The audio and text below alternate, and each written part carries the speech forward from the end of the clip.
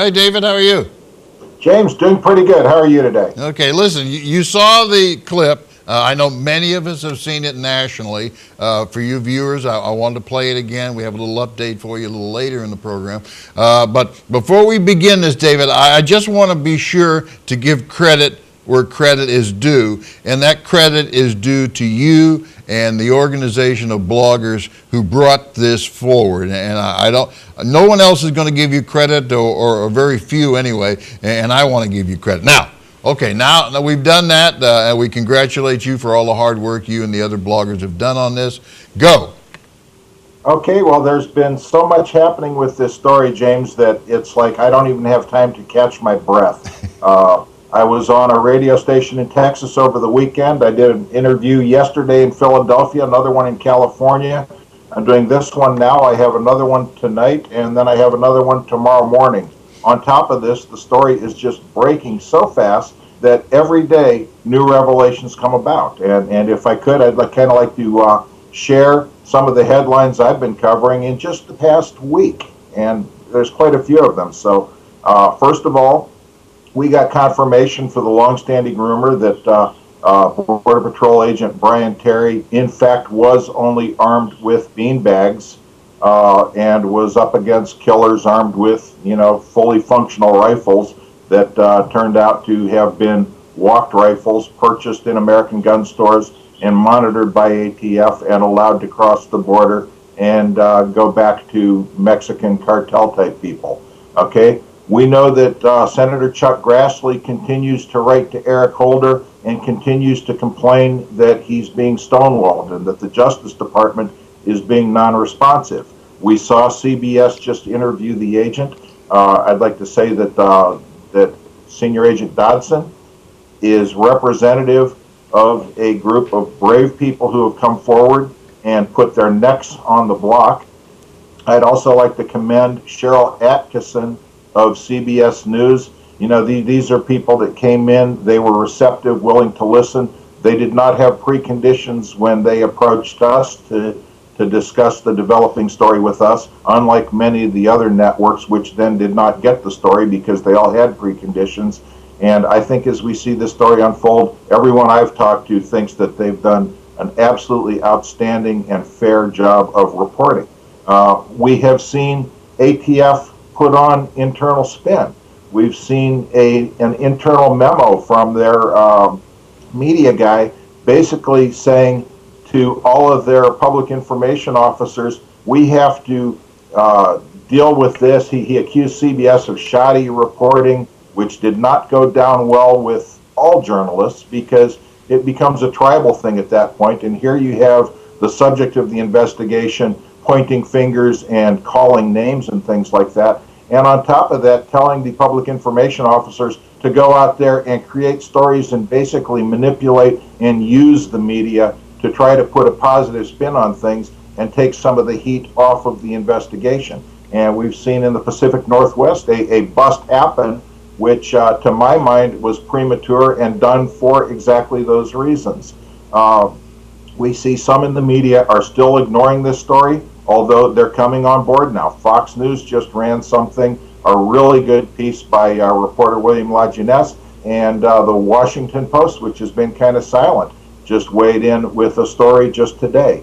We've seen Grassley issue another statement saying that ATF treated the whistleblower that he's been in contact with like a skunk at a picnic, and that is the type of vernacular I think that a lot of people can identify and sympathize with. And the fact that it's true rings true and brings a dimension to this story, a human dimension, that these people are coming forward and they are in fact human beings and they need to be treated with the respect that they're due. I have been continually trying to get the hearings expanded into the House. We've been trying to get word to Darrell Issa, who has nearly unlimited subpoena power with his House Oversight and Government Reform Committee, and we're a little mystified that he has not stepped to the fore because he is in fact someone who has enjoyed strong gun owner support in the past.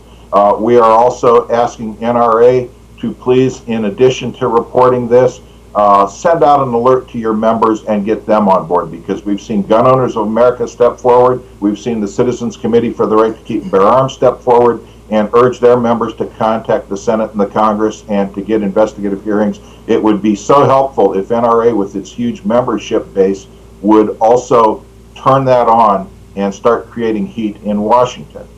Yeah, well, I don't want to defend the NRA or anyone else for that matter, and that's not my intention here. But I know just as you and the other bloggers are receiving tons of information, you got to kind of sort through this before you actually report it. So I'm just saying that I'm going to give them the benefit of the doubt. They may be slow and they may be dragging their feet a little bit, but I think you have uncovered a very hot topic, which is, I think, only the surface has been covered here so far.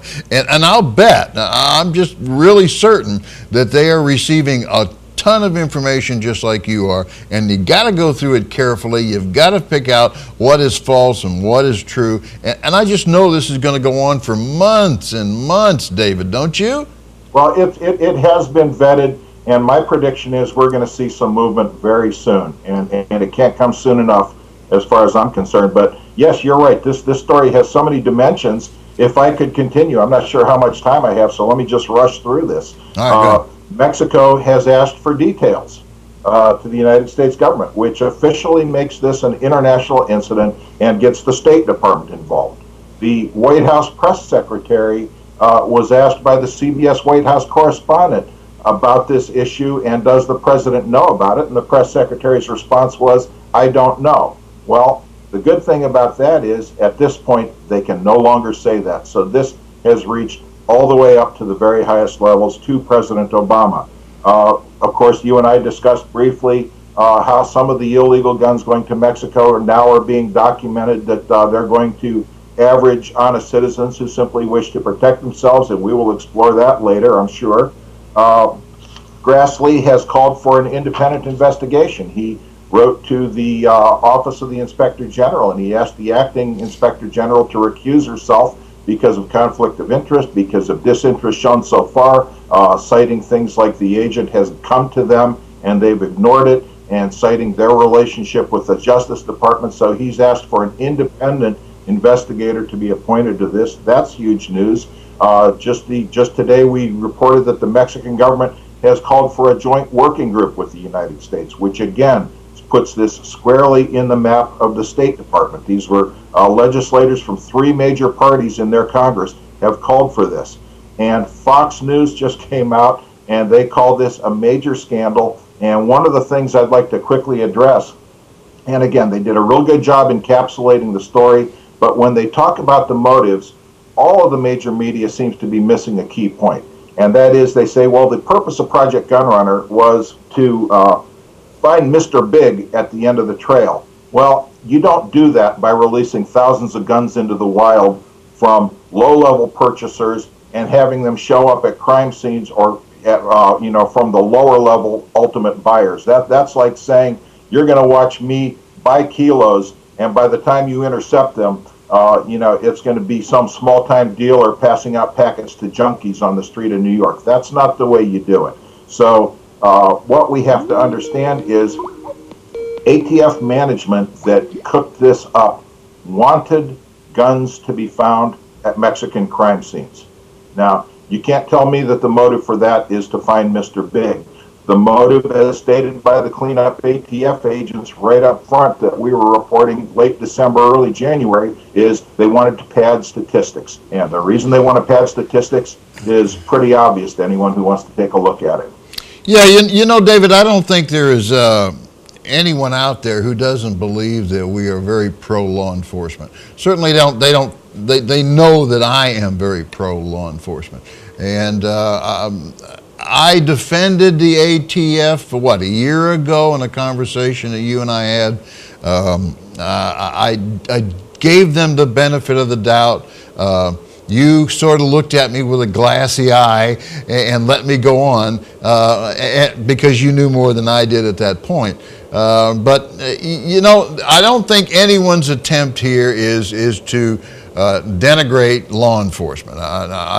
This is something that was not documented properly. I understand the procedure that they did, but obviously this was not documented properly, and that people were unaware of what's going on.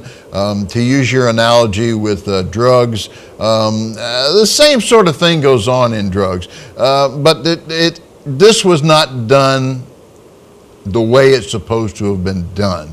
And for that reason, heads are going to roll, people are going to lose their job, and it's what's supposed to happen when you don't do things properly. This is no disrespect to law enforcement. This is about an agency that's got a rogue element to it that has got that entire agency in trouble now. And I'm sure that there are ATF agents out there that do a fine job, and I don't want to throw anything disparaging on them, but this is going to hurt law enforcement, certainly going to hurt the ATF. And I want to thank you for bringing that forward, David. I know there's more coming, and I know that from week to week that you'll keep updating us, and I do appreciate that.